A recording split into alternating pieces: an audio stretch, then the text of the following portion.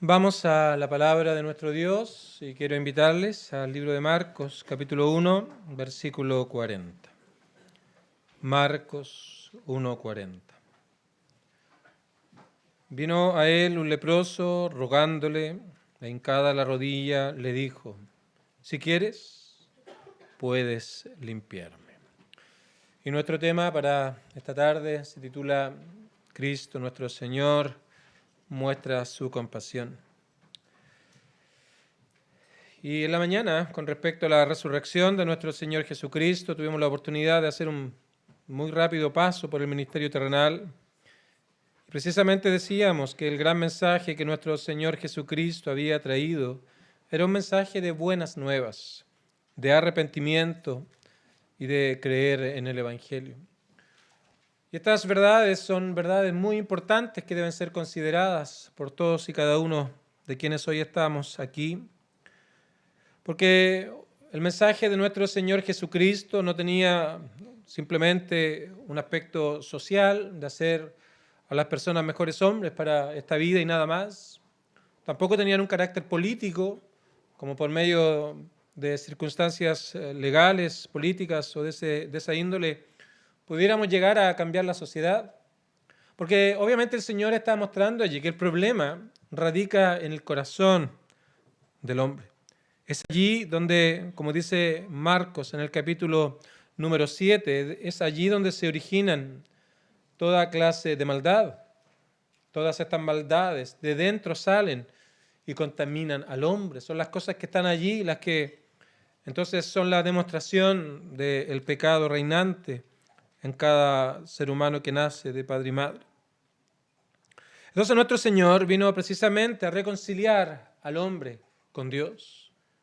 Dios santo, un Dios justo, un Dios que no tolera la maldad, un Dios que nos ha dejado 10 mandamientos como resumen de sus estándares para mostrarnos cuál es la vida que a Dios le agrada, cuál es la vida que debemos seguir como creación de Dios.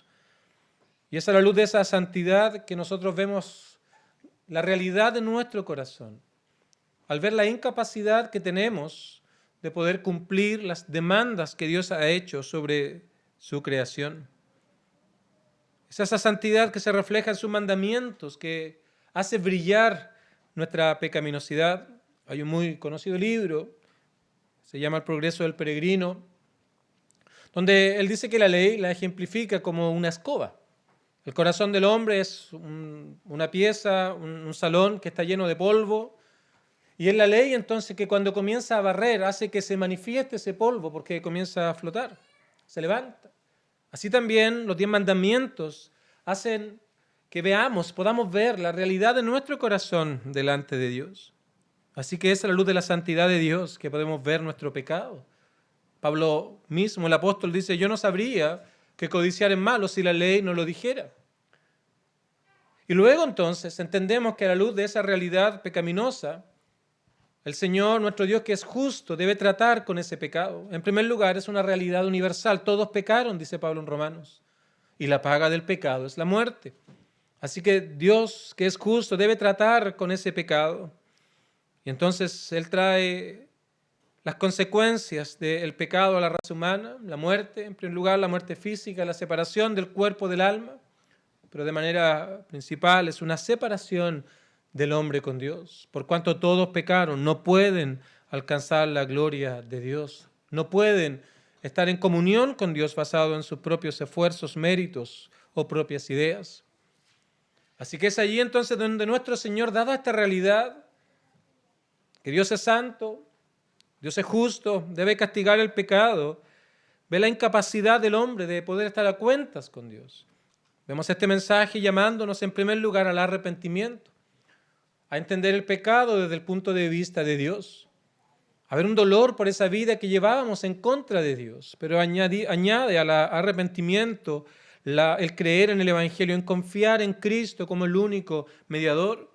Así que el arrepentimiento va hacia Dios Padre por haber ofendido sus normas, y ahora la fe va puesta en Cristo, que en la cruz del Calvario llevó la consecuencia del pecado de aquellos que iban a creer.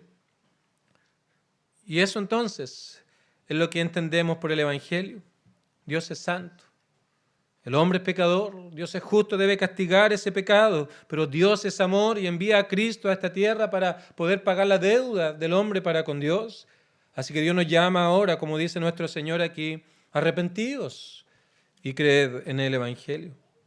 Y ahora este mensaje de salvación, este mensaje de vida eterna es dada por nuestro Señor de distinta manera, de manera oral, como lo explicamos allí en Marcos 1, pero también el Señor hace por medio de señales y milagros, precisamente una exposición de lo que el Evangelio es, de lo que el Evangelio hace.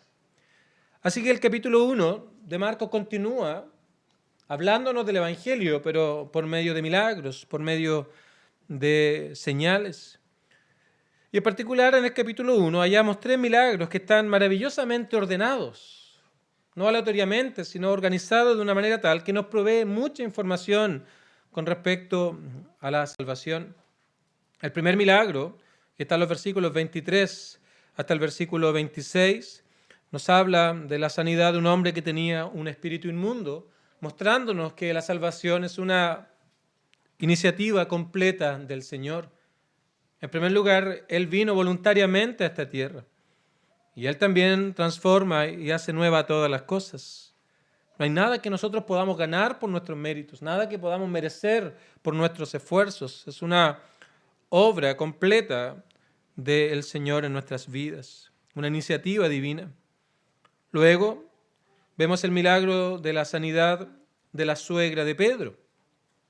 Y aquí vemos que otros pidieron por ella. Y llegamos a este tercer milagro del leproso, donde la persona pide por sí misma. Y vemos la salvación y la conversión desde 3 ángulos que nos permiten tener una visión amplia de lo que la salvación viene de Dios. Él toma la iniciativa, pero también otros se preocupan, otros creyentes se preocuparán para que escuches el Evangelio. Tal vez alguno oyó en la calle a gente predicar el Evangelio. Alguien alguna vez me preguntó, pero ¿por qué hacen eso? Básicamente lo hacemos por amor, porque sabemos las consecuencias del pecado. Así que si vamos a las calles a predicar, hablamos a nuestros amigos, les persuadimos, no es más que una demostración de amor por su alma. Así que cuán contento te deberías sentir que en su gracia común el Señor te permita oír estas verdades, saber lo que eres delante del Señor y tiernamente por medio del Evangelio te llame a estar a cuentas con Él. Y luego entonces nos habla de la responsabilidad personal de cada uno, de ir delante del Señor, rogando por el perdón, rogando por misericordia, rogando para que Él nos reciba como uno de sus hijos. Y esto se ilustra de manera hermosa aquí en esta sanidad de un hombre que era leproso. Así que vamos a ver cómo el Evangelio se ilustra acá. Esta verdad que el Señor había hablado y que continúa hablando y que luego los apóstoles siguieron hablando y que hoy día la iglesia verdadera continúa hablando. Cómo esto se ilustra por medio de la sanidad de un leproso. Hoy día la lepra ha desaparecido en la mayoría del mundo. Hay países todavía donde está presente, pero no en la misma medida como lo era en los tiempos del Nuevo Testamento. Porque la condición de la lepra o de las personas que tenían lepra en aquellos años era una condición terrible, una condición muy, muy lamentable. Físicamente era una persona que llegaba a estar muy deformada, así que obviamente no tenía ningún atractivo físicamente. Llevaba a las personas a ser repugnantes a los demás. Esas eran las características de un hombre que estaba enfermo de lepra. Así que llegaron a ser los parias de la sociedad. Debían vivir alejados de las otras personas. Debían estar a una distancia suficiente para no poner en riesgo a las personas que podían transitar cerca. Y no solamente aquello, sino la desesperanza de esas personas era obviamente algo muy, muy evidente, porque era algo progresivo, algo que cada vez se iba a poner peor, algo que cada vez iba a profundizar. No había esperanza para las personas que tenían lepra. De hecho, el libro de Números, en el capítulo 12, hace un resumen perfecto de lo que era un enfermo de lepra en aquellos años. No era más que un muerto viviente. Dice, no queda ella ahora como el que nace muerto, que al salir del vientre de su madre tiene ya medio consumida su carne. Así es una tremenda descripción y clarificadora descripción que eran verdaderos muertos vivientes en aquellos años. Ahora, ¿qué relación tiene esto con el Evangelio? ¿De qué manera podemos unir lo que acabamos de hablar con respecto a la realidad de estos hombres que estaban enfermos de lepra? Porque te puede parecer lejano, no es una realidad en nuestro país, ni siquiera en este continente. En algunos países de África todavía hay algunos lugares donde la lepra está presente, pero no es una realidad, tal vez no es algo que te preocupe. Pero por cierto, nuestro Señor está usando esta ilustración para mostrar una realidad espiritual, para mostrar una realidad que tiene que ver con nuestra alma. Así que este hombre leproso es una ilustración, una fiel ilustración de nuestro propio corazón sin Dios.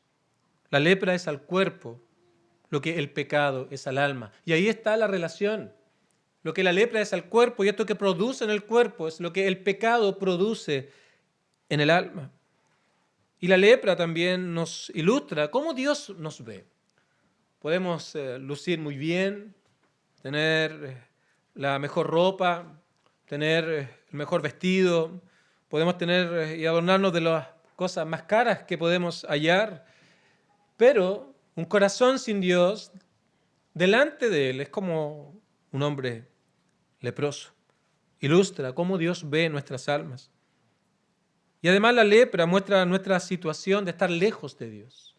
Ya dijimos, por cuanto todos pecaron, no pueden alcanzar la gloria de Dios. Muestra nuestra lejanía, las consecuencias del pecado, separados de Dios por siempre y para siempre. Nada que podamos hacer.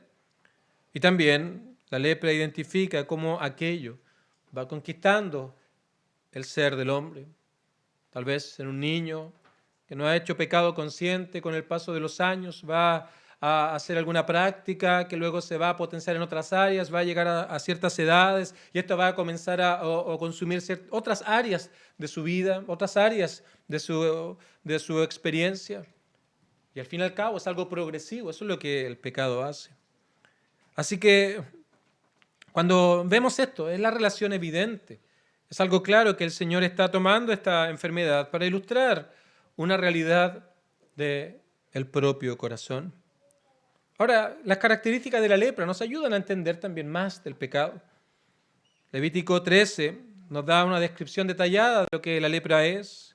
Nos habla de que esta lepra se extiende, como ya mencioné, es progresiva y de esa misma manera el pecado se va extendiendo con el paso de los años. Luego habla de que contamina y aísla. Cuando, de hecho, se encontraba con alguien, tenía que gritar que estaba inmundo para que las otras personas no se acercaran y no estuvieran en riesgo con respecto a su salud. Y así también es la situación del hombre sin Dios.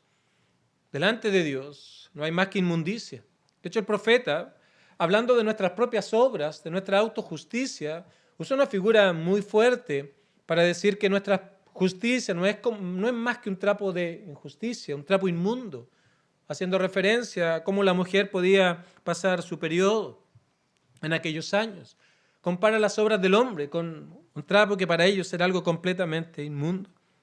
Estábamos lejos de Dios, aislados en nuestros propios razonamientos, sin Dios en este mundo, con nuestros pensamientos vanos acerca de Dios, acerca de la vida, acerca de nosotros mismos. Y las cosas de los leprosos finalmente no servían sino para ser quemadas. Ese era el destino de su ropa, de las cosas que tocaban, debían ser quemadas. Y eso es lo que el pecado también trae, condenación eterna. Trae un castigo eterno por esa vida en contra de Dios. Entonces, esta es la realidad del hombre sin Dios. Y se describe de manera perfecta aquí en estos primeros versículos. Vino a él un leproso, un hombre sin esperanza, un hombre inmundo, un hombre alejado de la sociedad, un paria de la sociedad, un enfermo que estaba siendo cada vez más enfermo, progresivamente más enfermo, más grave. Su destino no era más que la muerte. Pero vemos un cambio en este leproso. El mismo versículo 1, hay tanta información aquí. Ya vimos lo que era el leproso, pero vemos la actitud de este leproso en relación a Cristo. Él tenía una lepra, nadie podía sanar. Esta era la circunstancia en la que él vivía, pero vino a Cristo, en esta circunstancia corporal, un leproso rogándole. E hincada la rodilla le dijo, si quieres, puedes limpiarme. Tal vez nos imaginamos a este hombre en un momento Tal vez escuchó a Jesús predicar lo que estaba diciendo en el versículo número 15. Tal vez estaba cerca mientras él llamaba a sus apóstoles para que fueran sus seguidores. Tal vez estaba allí cuando él hablaba, él predicaba y la gente se admiraba de su doctrina. No podía estar en el templo porque como inmundo no podía entrar allí, pero alguien tal vez le contó lo que había pasado allí con ese hombre que tenía un espíritu inmundo. Tal vez alguien le dijo que había sanado a la suegra de Pedro. Así que es obvio que este hombre eventualmente pudo haber estado en un momento pensando y dijo, bueno, esta es mi realidad, no tengo nada que perder. Pero este hombre está haciendo milagros, está sanando a personas. Este hombre tiene un poder para poder hacer nuevas todas las cosas. Así que voy a ir a él. Pero para poder ir a él, debía reconocer su problema. Debía reconocer que no había nada que él pudiera hacer para poder ser sano. Así que él puso su confianza en Cristo. Creyó que Jesús era el Mesías. Y sabía que el Mesías iba a venir a sanar.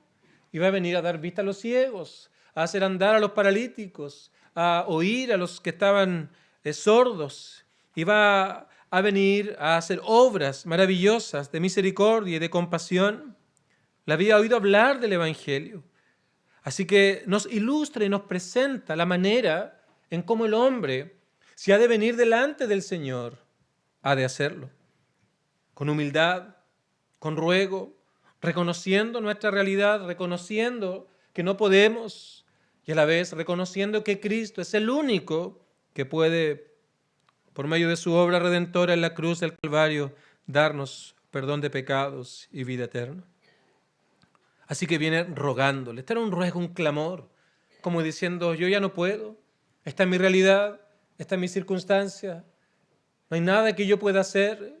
Ahora yo ruego a ti, reconozco que tú eres el único que puede hacerlo.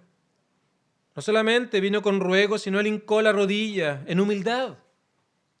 Humildemente se acercó delante del Señor y por aquella petición que él hace, si quieres puede limpiarme, él confía en el poder de Dios para tratar su enfermedad.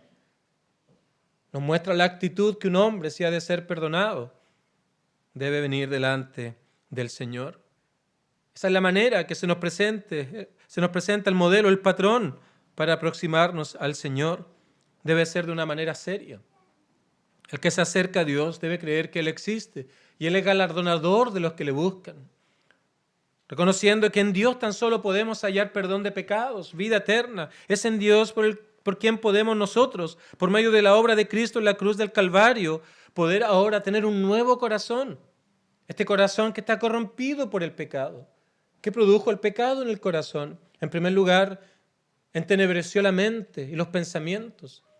Así que ya no hay Dios en la mente y en los pensamientos del hombre por naturaleza. Más bien, el hombre se ha constituido en su propio Dios. No solamente su mente fue afectada, sino su voluntad. Ahora es esclava del pecado. Y todo lo que hace, simplemente lo hace en virtud de esta realidad que hay en su corazón. Y ahora sus sentimientos fueron afectados, se desconectaron de una razón y de una voluntad sensata y santa para seguir los designios de su propio corazón. Son hermosas las palabras de Salomón en Eclesiastés, nada nuevo y bajo el sol. Uno habla con jóvenes, con distintas personas, de distintos ángulos, pero esta es la realidad, nada nuevo bajo el sol, nada sorprende. A aquel que está estudiando la palabra del Señor, no hay justo, ni aun uno. No hay quien entienda, su mente fue tomada por el pecado, no hay quien busque a Dios, su voluntad fue cautiva por el pecado. Aún lo que hablan es como ese olor que sale de las tumbas abiertas, sepulcro abierto su garganta, con su lengua engañan, su boca está llena de maldición y de amargura. Esa es la realidad, esa es la radiografía del alma desde el punto de vista de Dios. Nada sorprende, porque esas son las consecuencias del pecado. Así que si debemos aproximarnos al Señor, debe ser de manera seria, sin orgullo, sin autojusticia, no confiando en nuestros propios méritos, como simplemente diciéndole al Señor, mira, te ruego que me ayudes en esto porque lo demás ya lo hice. Como si pudiéramos nosotros aportar algo a la salvación. Todo esto está presente en este milagro, queridos amigos. Un leproso, nada que pudiera hacer, pero él viene delante del Señor. Todo eso, versículo número 40.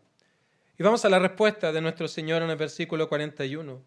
¿Cuál fue la respuesta de él a este clamor, a este ruego sincero, a esta confianza del leproso en Cristo, de que Él podía limpiarlo? Ahora Él no dice si puedes. Él no dice si es que tú realmente puedes hacer esto. Él reconocía el poder de Dios sobre la enfermedad. Él dice si quieres, apelando humildemente a la voluntad de Cristo. Si quieres, puedes limpiarme. Así que la respuesta de nuestro Señor no es más que mostrar compasión. Como el Señor despliega su misericordia. El Señor despliega su compasión hacia este hombre sin esperanza, este hombre sin ningún futuro, este hombre en la más terrible condición, tal vez conocida en aquellos años desde el punto de vista físico. Y dice el versículo 41, y Jesús, teniendo misericordia de él. El Señor es movido no solamente por la condición de este hombre, sino por la actitud que él traía reconociendo quién era Cristo. Muchos andaban simplemente por los panes y los peces, como usualmente decimos. Querían obtener algún beneficio físico, temporal. El Señor había sanado ya muchas personas a esta altura de su ministerio. De hecho, el versículo 34 dice que sanó a muchos que estaban enfermos de diversas enfermedades. Así que ya había mostrado compasión hacia muchas otras personas, pero aquí muestra misericordia hacia este hombre en esta terrible condición. Él tuvo misericordia. Y de esa misma manera el Señor extiende su misericordia a pecadores en esa terrible condición en la que se encuentran. Condición de culpabilidad delante del Señor, condición de pecadores lejos de Dios, como ya mencionamos, y ve nuestra ruina, ve nuestro desastre moral, pero en cada situación en la que el hombre está y viene delante del Señor, Dios muestra su compasión, Dios muestra su amor, Dios muestra su bondad. Precisamente a esto vino. Él vino a salvar, Él vino a llamar no a justos, sino a pecadores. Eso es lo que dice en el versículo 17 del capítulo 2. Los sanos no tienen necesidad de médicos. Aquellos que tienen sus propias ideas, son sabios en su propia opinión, están llenos de autojusticia. Los sanos no tienen necesidad de médicos. Siempre habrá excusa para ellos. Siempre habrá alguna cosa que responder. No, es que soy muy joven, tengo una vida que vivir todavía, tengo experiencias que tener, soy todavía alguien que debe poder crecer, un montón de cosas. Los sanos, los autojustos, los que no consideran a Dios, se van a llenar de excusas. Jesús ha venido no a llamar a justos, sino a pecadores. Y eso fue lo que lo trajo desde las glorias eternas, a tomar una naturaleza humana, llevar el desprecio, llevar el castigo que recibió e ir a la cruz del Calvario, e ir a poder entregar su vida en rescate por pecadores. Cantábamos al inicio de este culto. ¿Qué llevó a Dios, a su Hijo, a entregar? ¿Qué llevó a Jesús a su trono a abandonar? Son preguntas maravillosas que deberíamos considerar. ¿Qué le movió a impartir su Espíritu eternal? No fue otra cosa sino su amor sin limitar. Y ese es el amor de Dios. El amor de Dios que se muestra en favor de pecadores por medio de la obra de Cristo en la cruz del Calvario. Fue su amor sin limitar. Y esta era su gran misión, salvar a su pueblo de sus pecados. Hay un antiguo himno que dice, estando en el cielo el Señor, Cristo el Hijo del gran Dios, dejó su gloria, la majestad, su poder, y vino aquí a nacer, teniendo todo en sus manos. De todo aquello se despojó con el único propósito de salvar al pecador de su perdición.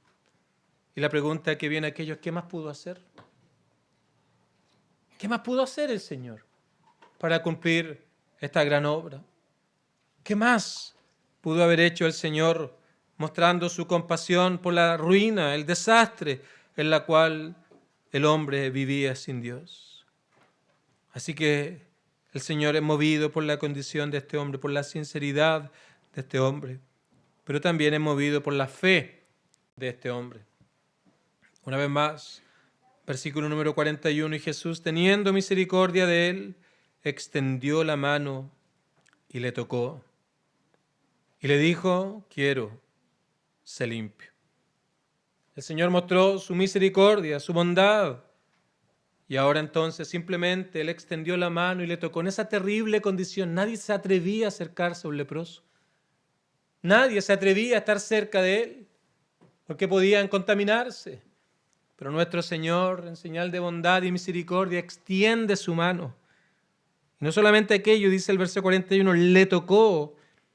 Y luego de aquello le dijo, quiero, sé limpio.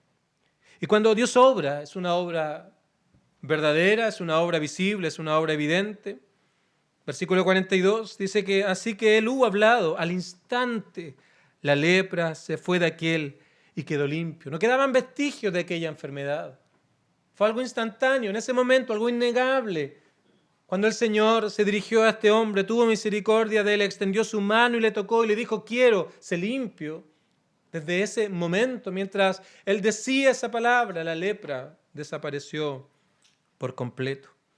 Y qué hermosa es la conversión. ¿Cómo se ilustra aquí la transformación que Dios hace en el corazón? Tú puedes ir al hospital, puedes ir si tienes otros problemas, a algún centro de alcohólicos anónimos, o puedes ir a alguien para que pueda tratar asuntos del alma. Te van a decir ciertas cosas. Algunos se van a ir mucho más allá, te van a tomar un par de libros de autoayuda para ver si por eso puedes cambiar. Otros te van a dar algún tipo de ritos que hacer, pero hay algo que ninguno de ellos puede hacer, que es cambiar el corazón. Puede cambiar lo externo, puede cambiar lo visible, pero la raíz del corazón sigue estando contaminada por el pecado. Puedes tener un auto que está hecho pedazos, está muy dañado, su motor no funciona nada, no sirve para nada. Puedes ponerle pintura, puedes desabollarlo, darle un toque de brillo, quedar hermoso por fuera. Puede verse maravilloso, pero no sirve para nada. No tiene motor, no anda, no te puede llevar a ninguna parte. Así son los intentos del hombre, ya sea por instituciones, filosofías o métodos humanos para cambiar al hombre.